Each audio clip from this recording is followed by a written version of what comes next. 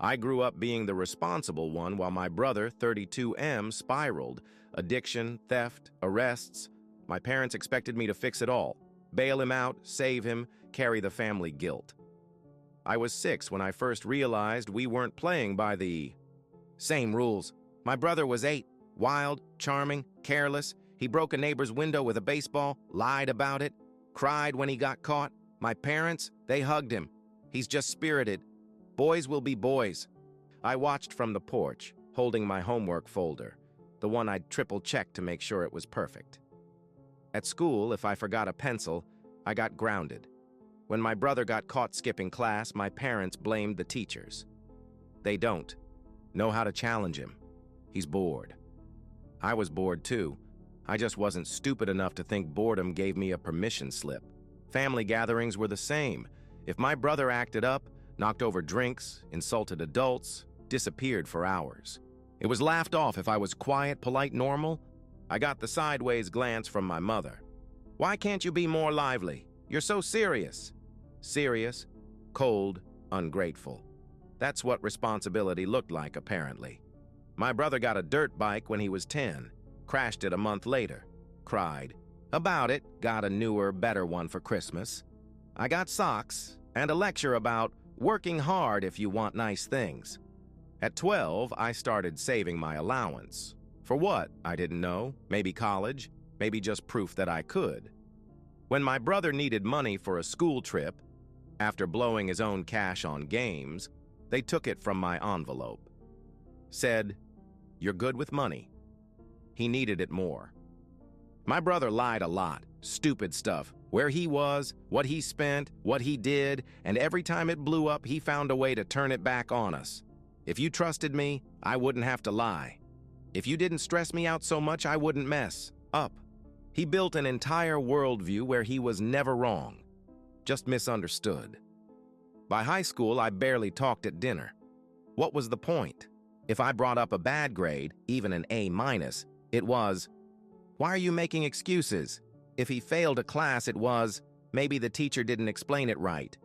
When my brother got suspended for fighting, he came home with a black eye. My mother made him soup.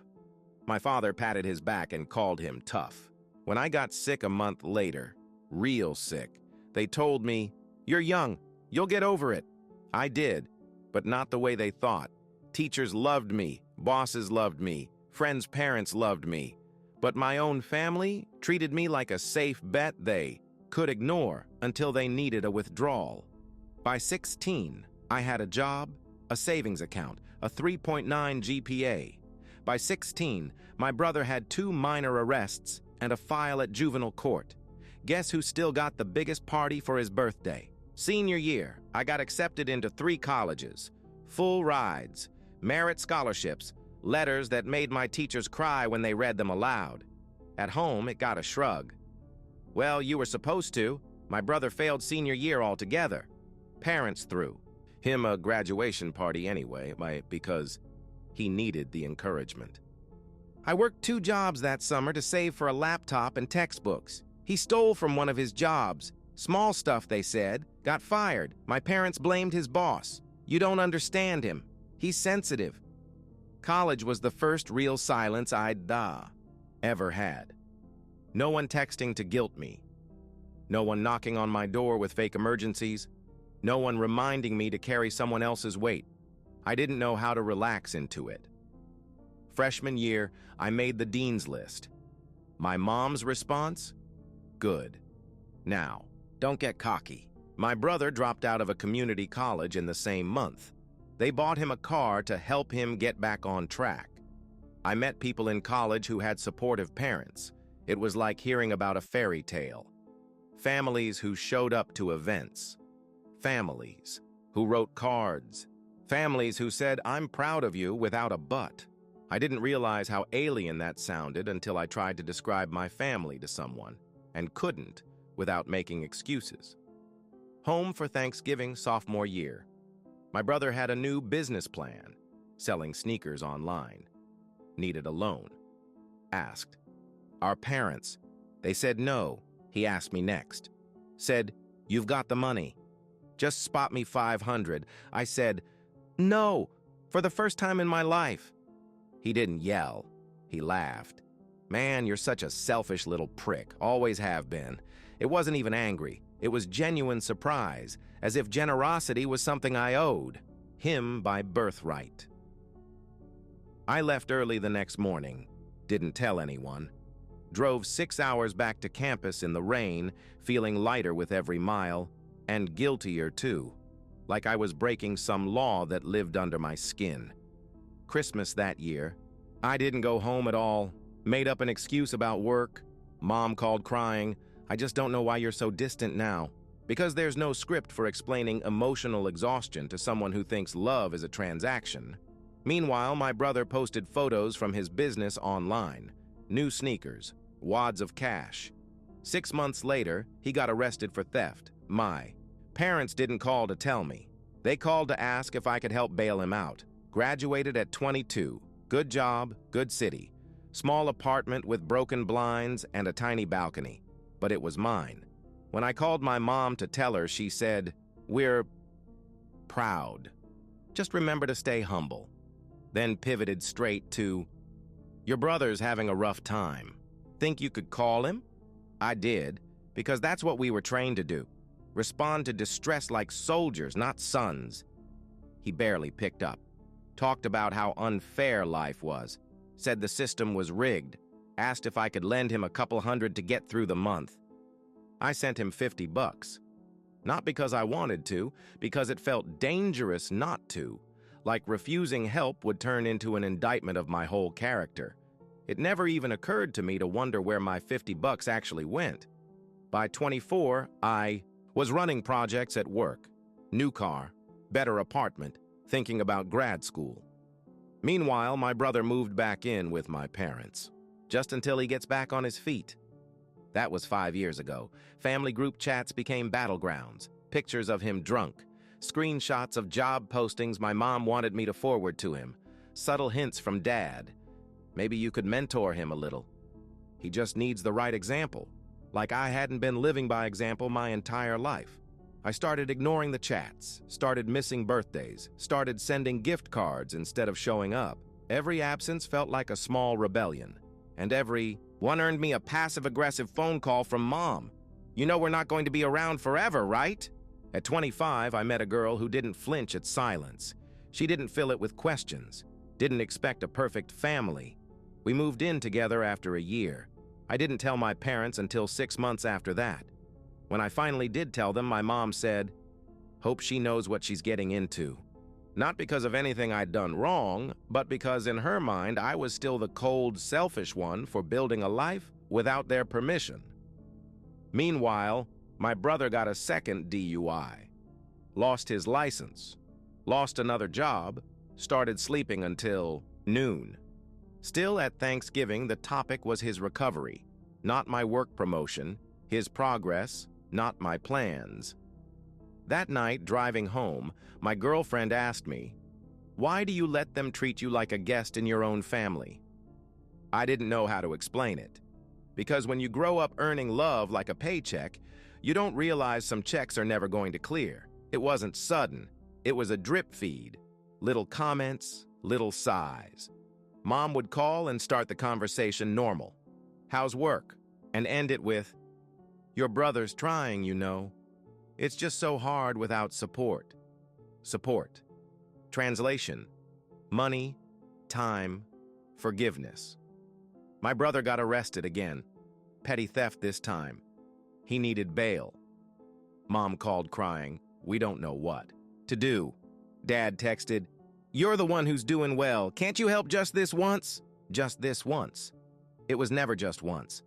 I didn't answer for 2 days. Turned off my phone, went hiking with my girlfriend, breathed air that didn't come laced with obligation. When I turned it back on, 7 missed calls, 4 voicemails, 2 text. Walls, my brother finally texted too. First time in months. Guess blood don't mean shit to you. No greeting, no apology, just pure, raw entitlement. Like I owed him something for surviving better. Thought about caving, not because I wanted to, because it was easier. Hand over the money, hand over the apology. Buy another 6 months of fake peace. That's how it had always been. Instead, I called my dad back, said, "I'm not paying his bail." Silence. Then, "You're turning your back on your family," I said. "I turned my back the first time you made me responsible for his choices." He hung up. No screaming, no drama, just a hard click that sounded a lot like a door shutting. The next day, Mom posted a photo of my brother on Facebook. Old picture. Smiling. Captioned, "Some people deserve second chances. Some families just forget." Passive.public, aimed directly at me. My cousin sent me a screenshot. Added, "Don't let them guilt you. You're not the villain." I stared at the screen for a long time, because I didn't feel like a villain. I felt like a ghost. Christmas came. No invite, no card, no text. For the first time in my life, I didn't feel nervous about whether I should show up. I already had my answer, and somehow it hurt and healed at the same time. March. A voicemail from my mother. "Please call me back. It's about your brother. It's serious. No hi. No how are you. Just serious. Meaning urgent for them, expensive for me." I called. They wanted me to co-sign. A lease. A loan. I stopped listening after the first sentence. My brother had found a landlord willing to take him. If he had a reliable co-signer. Reliable. That was my role now. Not son, not brother. Collateral. I asked, "What happens when he defaults?" Mom said, "He won't." Dad said, "He just needs a chance." My brother? Didn't say anything. Because in his mind, the answer was already yes. I asked to think about it. Hung up. Sat on the balcony with a beer I didn't want and a view I didn't see. I wasn't thinking about the money. I was thinking about how many chances I'd already paid for, and how none of them bought anything but silence and resentment. My girlfriend found me out there, didn't say anything, just handed me another beer and sat next to me until the sun went down. That silence was more love than I'd ever gotten for bending over backward. 2 days later, Dad texted, "You're lucky you don't understand what it's like to struggle." The gall of it, as if I'd been born in a penthouse and not clawed for every inch of ground under my feet.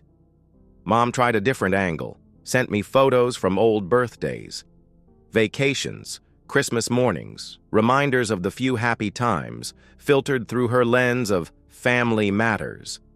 Manipulation wrapped in nostalgia. I didn't respond to any of it. Not to guilt, not to shame, not to history. Because history without accountability is just propaganda. Finally, my brother texted, "You were always the selfish one." 8 words. Nothing more. No explanation. No apology. No attempt to make it right because he wasn't trying to fix anything. He was just trying to hurt. I didn't reply. Just blocked his number. No announcement. No final speech. Just one clean cut.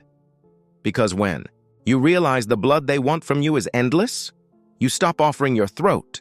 It didn't take long. First, it was texts I didn't see, then messages I didn't answer, then family members, people I hadn't spoken to in years, suddenly finding my number, an aunt. Your parents did everything for you. How can you abandon them now? A cousin. Blood doesn't mean anything to you? A family friend. He's your brother. You're supposed to take care of each other. All scripted guilt, all missing the point. They didn't know about the bailouts, the loans, the rescues, the 2nd, 3rd, 10th chances. They didn't know about the calls at 2 a.m. when my brother was high and crying, the fights, the silence afterward. Or maybe they did, and just didn't care.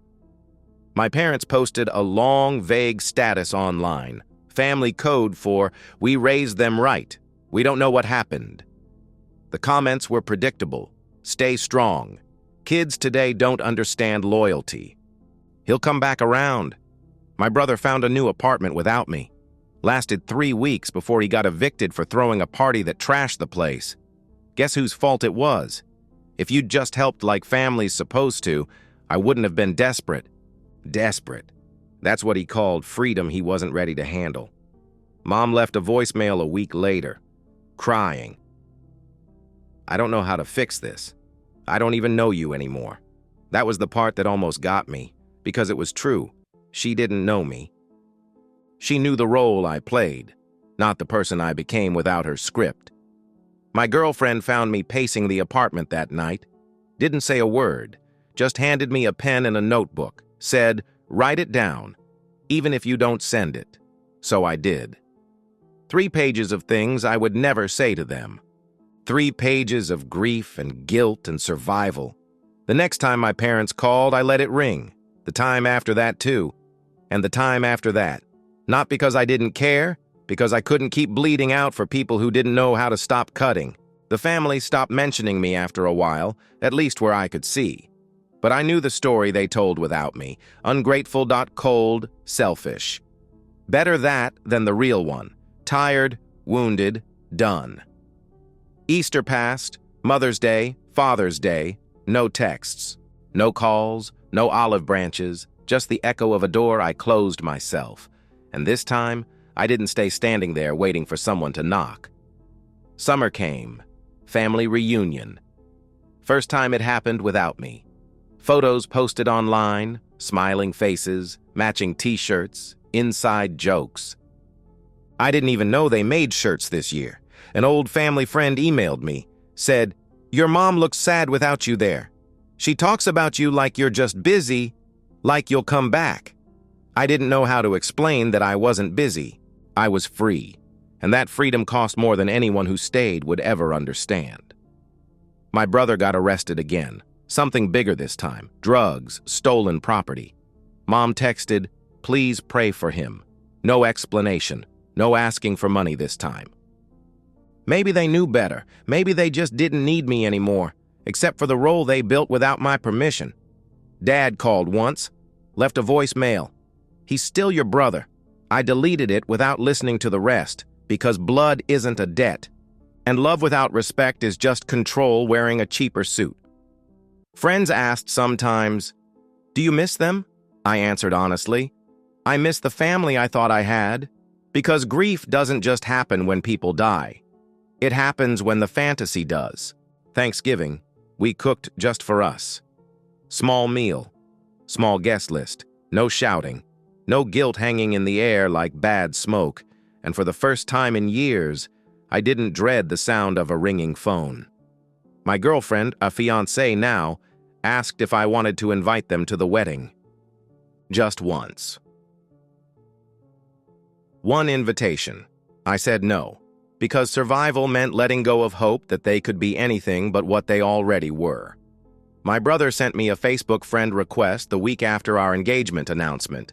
No message, just the request. The easiest, laziest way to pretend nothing happened.